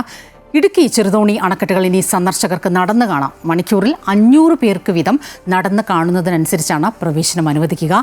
കൂടാതെ ബഗ്ഗി കാറുകളിലും അണക്കെട്ടുകളിൽ സന്ദർശനം നടത്താം. ഇടുക്കി ചെറുതോണി അണക്കെട്ടുകളിൽ നിയന്ത്രണങ്ങൾക്ക് അയവ് വരുത്തിയാണ് സന്ദർശനാനുമതി നൽകിയിരിക്കുന്നത്. മണിക്കൂറിൽ 500 പേർക്ക് അണക്കെട്ട് നടന്നു കാണാം. കൂടാതെ ഒരു ദിവസം 1200 പേർക്ക് ബഗ്ഗി കാറുകളിലും പ്രവേശനം അനുവദിക്കും. ഓൺലൈൻ വഴിയും ചെറുതോണി ഡാമിന്റെ പ്രവേശന കവാടത്തിൽ നിന്നും ടിക്കറ്റുകൾ ലഭിക്കും. ചെറുതോണി അണക്കെട്ടിന്റെ പ്രവേശന കവാടത്തിൽ നടന്ന ചടങ്ങിൽ സംസ്ഥാന ജലവിഭവ വകുപ്പ് മന്ത്രി റോഷി അഗസ്റ്റിൻ ആദ്യ പാസ് നൽകി ഉദ്ഘാടനം ചെയ്തു. ആവശ്യമായ സുരക്ഷാ മാനദണ്ഡങ്ങളെല്ലാം കൃത്യമായി പാലിച്ചുകൊണ്ട് തന്നെ ഡാം സേഫ്റ്റി അതോറിറ്റി നിശ്ചയിച്ച പ്രകാരമുള്ള മാനദണ്ഡങ്ങൾക്ക് വിധേയമായിക്കൊണ്ടാണ് ഈ ക്രമീകരണങ്ങൾ നമ്മൾ ഏർപ്പെടുത്തിയിട്ടുള്ളത്. അപ്പോൾ വരുന്ന ആൾക്കാർ ഇക്കാര്യത്തിൽ സന്ദർശകരായി വരുന്നവരും ടൂറിസ്റ്റുകളും നല്ലവണ്ണം കോപ്പറേറ്റ് ചെയ്യേണ്ടതായിട്ടുണ്ട്. ആയിരക്കണക്കിന് ആൾക്കാർക്ക് വരാനും കാണാനും പോകാനും ഒക്കെ അവസരം ഒരുക്കണമെങ്കിൽ അതെല്ലാവരുടെയും കൂടെ സംയോജിപ്പിച്ചിട്ടുള്ള നല്ല നിയന്ത്രണവും അതോടൊപ്പം ആത്മസംയമനവും ആവശ്യമാണ്. 3700 പേർക്കാണ് ഒരു ദിവസം സന്ദർശനാനുമതി. ബഗ്ഗി കാറിൽ ഒരാൾക്ക് 150 രൂപയാണ് നിരക്ക്. 5 വയസ്സിൽ താഴെയുള്ള കുട്ടികൾക്ക് പ്രവേശനം സൗജന്യമാണ്. വനംവകുപ്പ് നടത്തിവരുന്ന ബോട്ട് സവാരി തുടരുമെങ്കിലും മുൻകാലത്തെ പോലെ വൈദ്യുതി വകുപ്പിന്റെ ബോട്ട് സവാരി ഉണ്ടായിരിക്കില്ല. കനത്ത നിയന്ത്രണത്തിലാണ് സന്ദർശനം അനുവദിക്കുക. അമൃത ന്യൂസ്, ഇടുക്കി. വെള്ളിത്തിരയിൽ 5 പതിറ്റാണ്ട് മുൻപ് ഓളമുണ്ടാക്കിയ ഉമ്മാച്ചു കാസർഗോഡ് തങ്കയത്ത് കഥാപ്രസംഗ രൂപത്തിൽ അരങ്ങിലെത്തി. സംഗീത നാടക അക്കാദമി അവാർഡ് ജേതാവ് ബാബു കോടഞ്ചേരിയാണ് ഉമ്മാച്ചു അവതരിപ്പിച്ചത്. 1.5 മണിക്കൂർ നീണ്ട കഥാപ്രസംഗം ആസ്വദിക്കാനായി 100 കണക്കിന് ആളുകളാണ് ഒത്തുചേർന്നത്.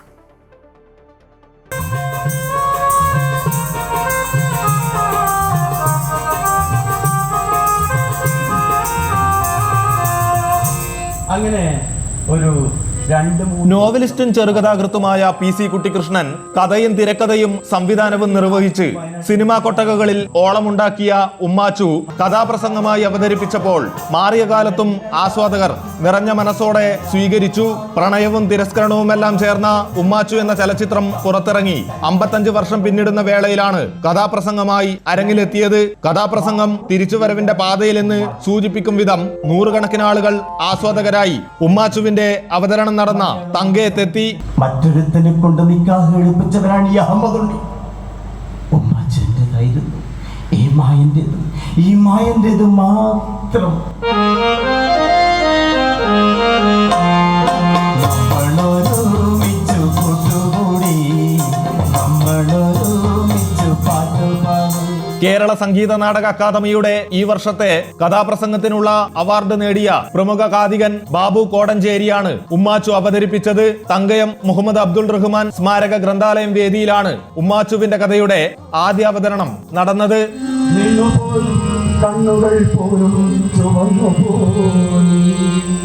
അമൃത ന്യൂസ്, കാസർഗോഡ്.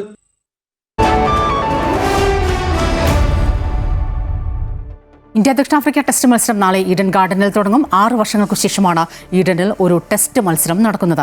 ക്യാപ്റ്റൻ ശുഭ്മാൻ ഗില്ലിന്റെ നേതൃത്വത്തിലുള്ള ഇന്ത്യൻ ബാറ്റിംഗ് നിര ശക്തമാണ്. ബൌളിംഗിൽ ദക്ഷിണാഫ്രിക്കയ്ക്കാണ് മുൻതൂക്കം. ആദ്യ ദിനങ്ങൾ പിച്ച് പേസർമാരെ പിന്തുണയ്ക്കും. പരിക്ക് ഭേദമായി എത്തിയ പേസർ കഗിസോ റബാദയിലാണ് ദക്ഷിണാഫ്രിക്കയുടെ പ്രതീക്ഷ. അവസാന ദിനങ്ങൾ സ്പിന്നിന് അനുകൂലമാകുമെന്ന പ്രതീക്ഷയിലാണ് ഇന്ത്യൻ സ്പിന്നർമാരായ രവീന്ദ്ര ജഡേജയും വാഷിംഗ്ടൺ സുന്ദറും. രണ്ടാം ടെസ്റ്റ് 22-ന് ഗുവാഹത്തിയിലാണ്. ആദ്യമായാണ് ഗുവാഹത്തി ടെസ്റ്റ് മത്സരത്തിന് വേദിയാകുന്നത്. നാളെ ഇന്ത്യ ദക്ഷിണാഫ്രിക്ക ആദ്യ ടെസ്റ്റിന്റെ ടോസിനായി ഉപയോഗിക്കുന്ന നാണയം ചില പ്രത്യേകതകൾ നിറഞ്ഞതാണ്. ടോസ് ഇടുന്നതോടെ ഒരു പുതിയ ചരിത്രമാണ് പിറക്കുക. നാണയത്തിന്റെ ഒരു വശത്ത് മഹാത്മജിയുടെയും മറുവശത്ത് നെൽസൺ മണ്ടേലയുടെയും ചിത്രം ആലേഖനം ചെയ്തിട്ടുണ്ട്. ഇരുവരോടുമുള്ള ആദര സൂചകമായിട്ടാണ് ഇത്തരത്തിലുള്ള മാറ്റം. BCCIയും ക്രിക്കറ്റ് സൗത്ത് ആഫ്രിക്കയും സംയുക്തമായാണ് ഈ പ്രത്യേക നാണയം പുറത്തിറക്കുന്നത്. റിപ്പോർട്ടോടെ ഗുഡ് മോർണിംഗ് കേരളം പൂർണ്ണമാകുന്നു. കൂടുതൽ വാർത്തകൾ അമൃത ന്യൂസ് യൂട്യൂബ് ചാനൽ തുടരും. നമസ്കാരം.